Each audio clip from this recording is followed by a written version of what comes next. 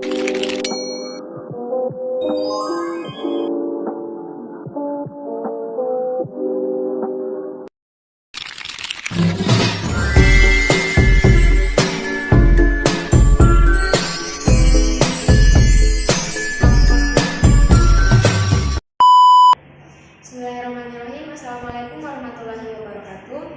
Berdirinya saya di sini, saya ingin menjelaskan tentang 3 topik materi matematika, di mana 3 topik materi matematika ini adalah tugas besar 1 saya.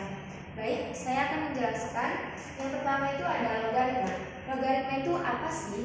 Logaritma adalah operasi matematika yang merupakan invers dari eksponen, atau lebih singkatnya yaitu temannya pangkat. Contohnya, D pangkat Y sama dengan X, di mana D-nya itu adalah basis, X-nya adalah argumen, Y-nya adalah hasil logaritma. Langsung saja ke contoh soal agar mudah dipahami. Ubahlah ke dalam logaritma. Saat yang pertama ada 6 log 1296. Bagaimana sih cara mencarinya? Berarti di sini yang ditanya 6 pangkat berapa biar hasilnya 1296. Cara mencarinya yaitu 6 log 6 pangkat 4. Kita coret. Sini adalah 4. Yaitu jadi 6 log 1296 itu hasilnya 6 pangkat 4. Karena 6 pangkat 4 itu adalah 1296. Dan kalau ketemu soal yang kayak gini, kita ubah ke dalam berpangkat. Jadi 3 log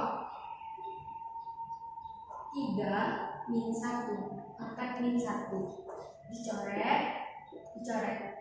Berarti hasilnya min 1. Nah, jadi 3 log 1/3 itu adalah min 1. Dan kalau ketemu soal yang begini, tinggal kita ubah penjelasan. 2 ini turun, lognya turun. Sama dengan 17.482. Lalu lognya turun, X sama dengan 17.482. 2-nya pindah ke sini. Jadi 17.482 dibagi 2, yaitu hasilnya 8.741. Mungkin itu saja yang bisa saya jelaskan dari pengertian logaritma dan beserta contohnya. Baik, selanjutnya topik yang kedua itu ada operasi himpunan. Apa operasi himpunan? Operasi himpunan disebut himpunan universal yang dinyatakan dengan notasi atau tanda U. Langsung saja ke contohnya.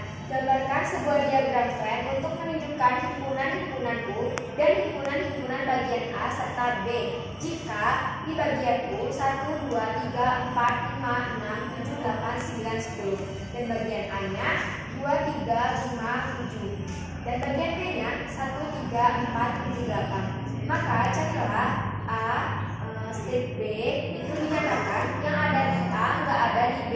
Kalau B strip A itu yang ada di B nggak ada di A. Dan A dan B angka yang sama antara A dan B. D-nya A, U, B yang ada di dalam A dan B. Untuk memudahkan kita mencari ini yaitu mari kita gambarkan diagram Venn-nya.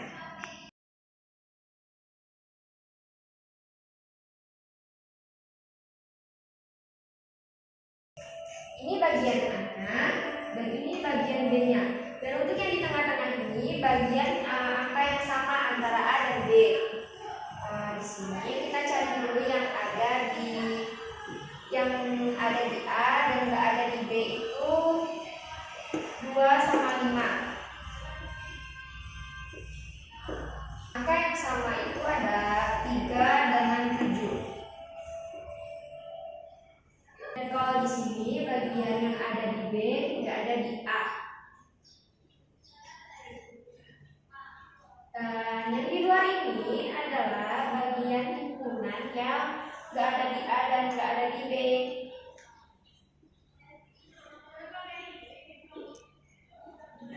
Nah, diagram Venn ini membantu kita untuk mencari jawaban ini. Jadi kita jawab ada di A nggak ada di B itu ada 2 sama 5. Yang ada di B nggak ada di A itu ada 1, 4, 8. Yang angka yang sama itu ada 3 dan 7.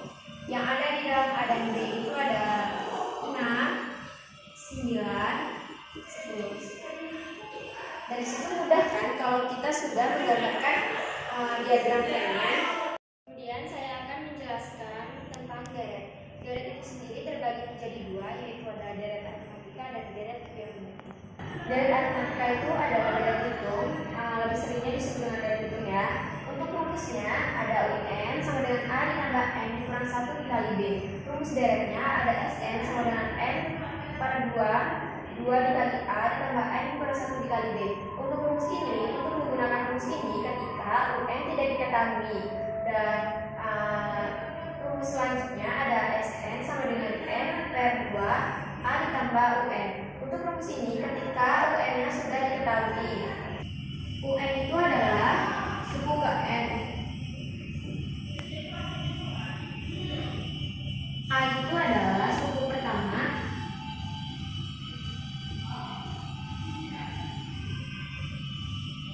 B-nya itu adalah beda.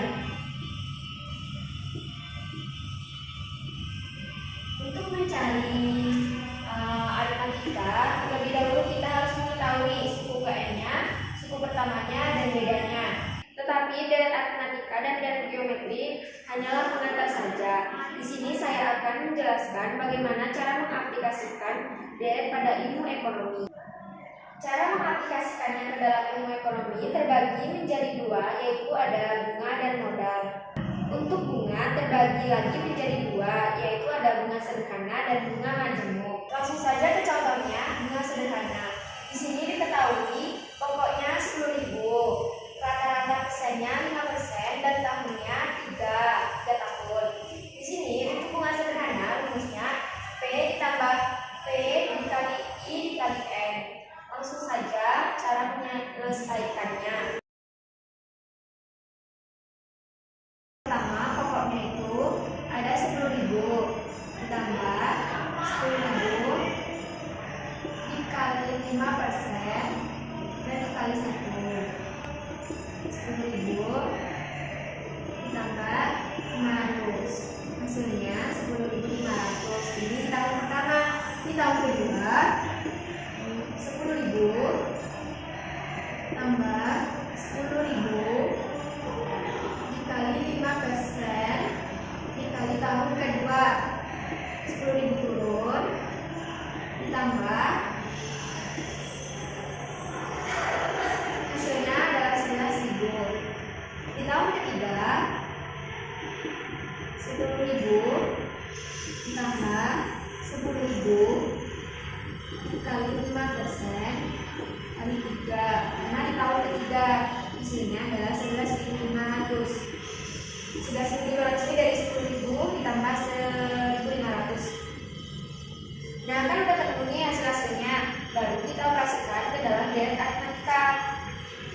Tadi yang pertama ada 10.500, yang kedua ada 11.000, yang ketiga ada 11.500.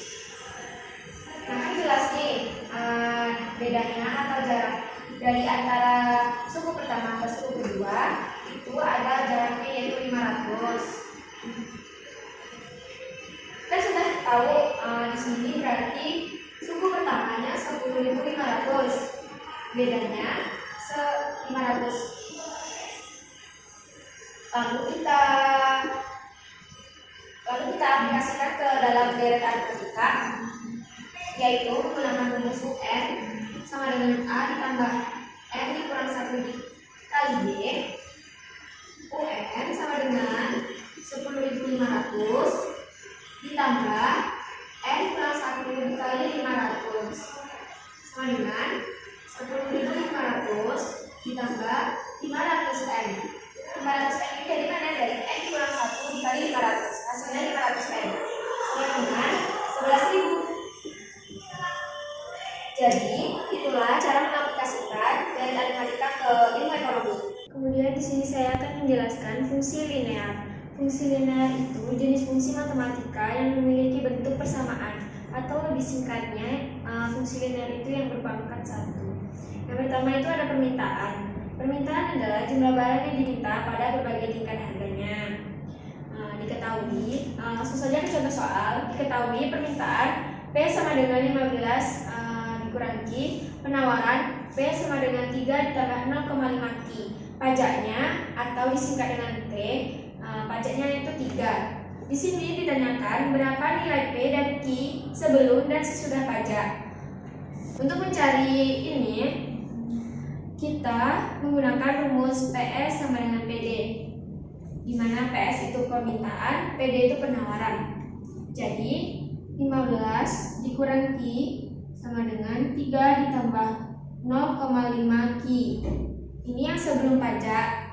Jadi 15 dikurang, kita cari dulu nilai yang sama, yaitu di sini ada 15 dikurang 3. Kita pindah luaskan. 15 dikurang 3 sama dengan 0,5 Q ditambah Q sama dengan 15 dikurang 3 itu kan 12 sama dengan 1,5 Q. 1,5 Q ini dari 0,5 Q ditambah Q. Jadi 12 per 1,5 Q sama dengan 8 Q. Setelah itu P sama dengan 15 dikurang Q. 15 dikurang Q-nya kan sudah ketemu nih 8, berarti 15 dikurang 8 sama dengan 7.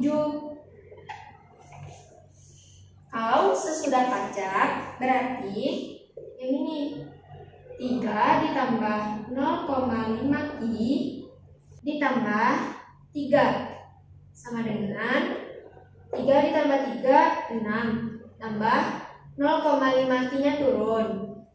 15 dikurang Q sama dengan 6 ditambah 0,5 Q. Ini dari sini ya, turun. Setelah itu 15 dikurang 6 sama dengan 0,5 Q ditambah Q. 15 dikurang 6, 9 sama dengan 0,5 Q ditambah Q itu 1,5 Q. 9 per 1,5 Q sama dengan 6. P sama dengan 15 dikurang Q sama dengan Q-nya kan sudah ketemu 6, berarti 15 dikurang 6, hasilnya adalah 9. Jadi berapa nilai P dan Q sebelum dan sesudah pajak? Jadi sebelum pajak itu ada 7. Kalau sesudah pajak itu ada 9. Sekian yang dapat saya sampaikan dari 3 topik materi matematika ini. Apabila ada kesalahan kata, saya mohon maaf. Saya akhiri. Assalamualaikum warahmatullahi wabarakatuh.